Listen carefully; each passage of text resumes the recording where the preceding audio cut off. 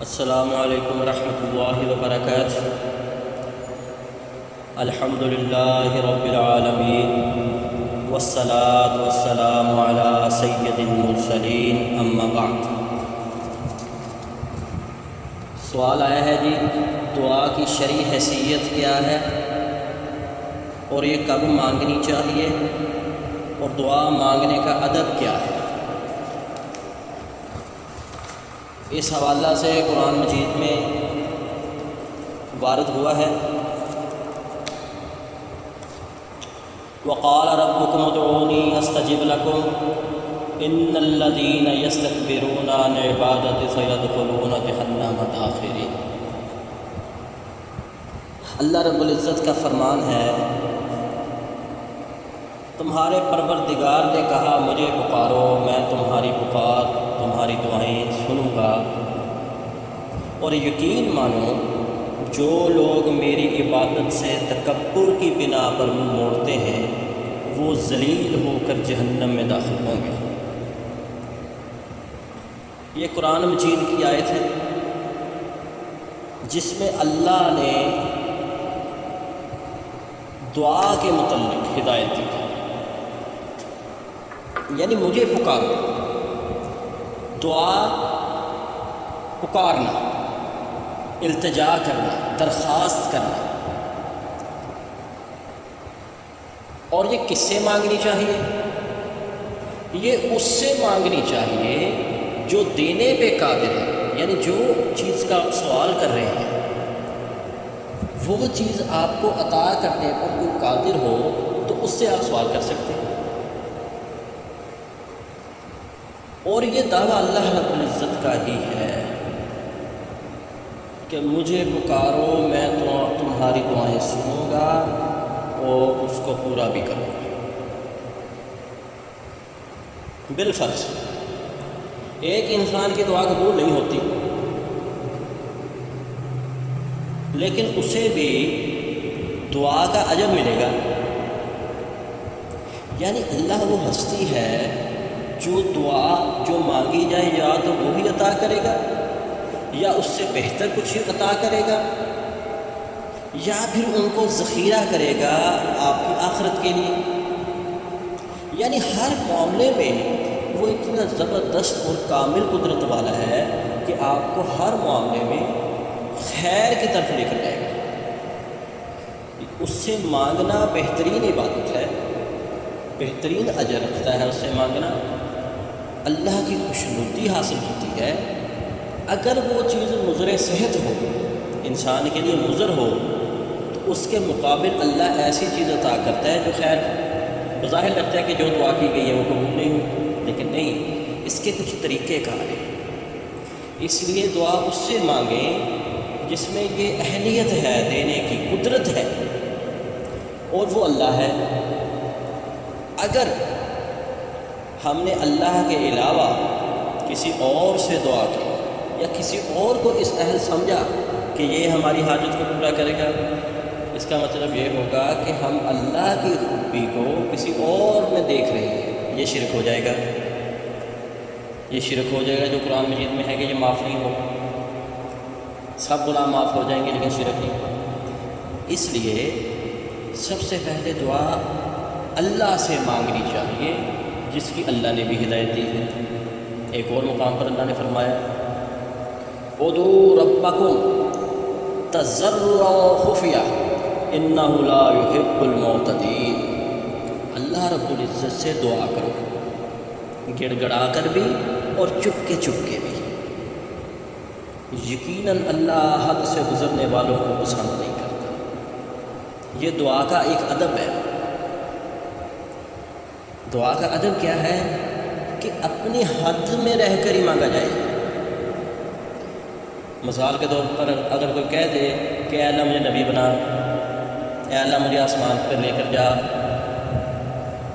یہ چیزیں ایسی دعائیں کے بعد بندہ سمجھیں کہ یہ میری قبول ہوں گی، یہ حد سے بڑھنے والی بات ہے۔ اپنی ضروریات زندگی کے لیے، اپنی پریشانی کے لیے اور عبادت پر پختگی کے لیے دعائیں کریں۔ جو چیز آپ کے دائرے میں ہے اپنے دائرے میں رہ کر دعا کرنی چاہیے، پھر آپ کی دعائیں قبول ہوں گی ادب کے ساتھ، دعاؤں کے ادب کے ساتھ۔ مثال کے طور پر حرام لقمے سے اجتناب، سود سے اجتناب، جتنی پرہیزگاری ہو اتنا بہتر ہے۔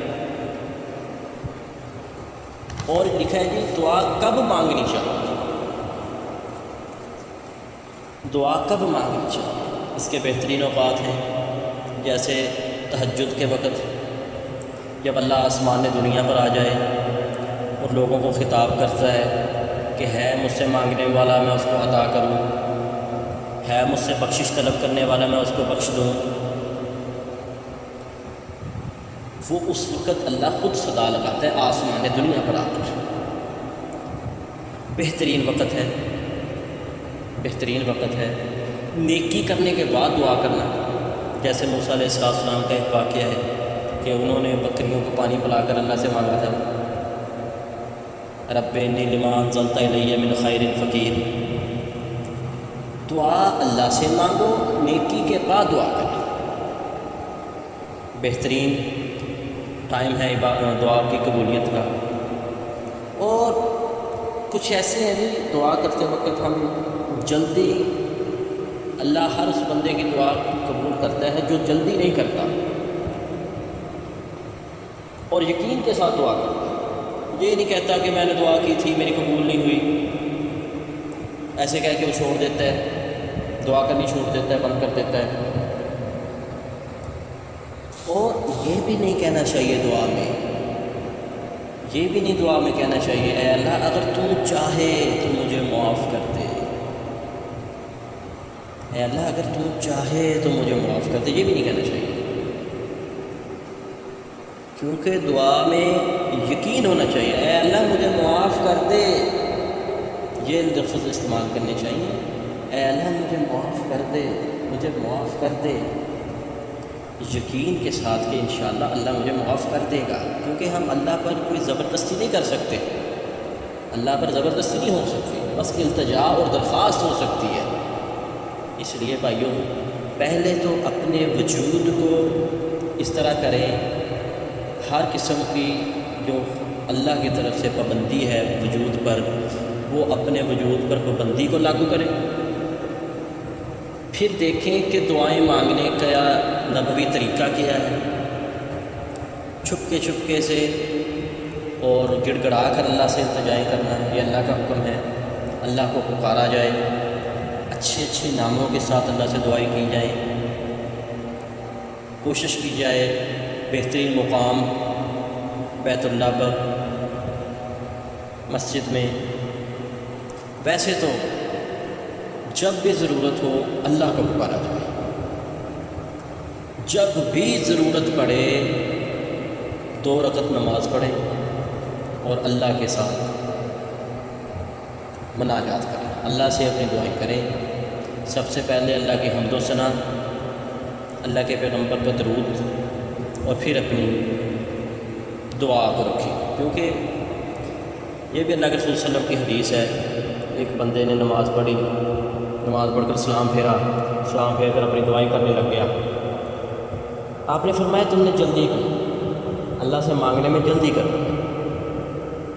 تمہیں چاہیے تھا کہ تم اللہ کی تعریفیں بیان کرو، اللہ کے نبی پر درود پڑھو، اس کے بعد اپنی جو ڈیمانڈ ہے، جو آپ کی درخواست ہے، اس کو اللہ کے سامنے رکھو۔ دوسرے نے ایسے کیا، آپ نے فرمایا کہ گمان ہے انشاءاللہ کہ تمہاری دعا قبول ہو۔ باقی نیکوکار آدمیوں سے بھی دعا کروائی جا سکتی ہے،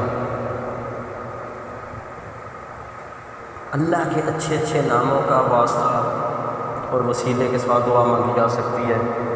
یہ سارے ادب ہیں، طریقے ہیں کہ ہم جتنا حسن اپنی دعا میں ڈال سکتے ہیں اس کے ساتھ ہم اللہ سے دعا کریں۔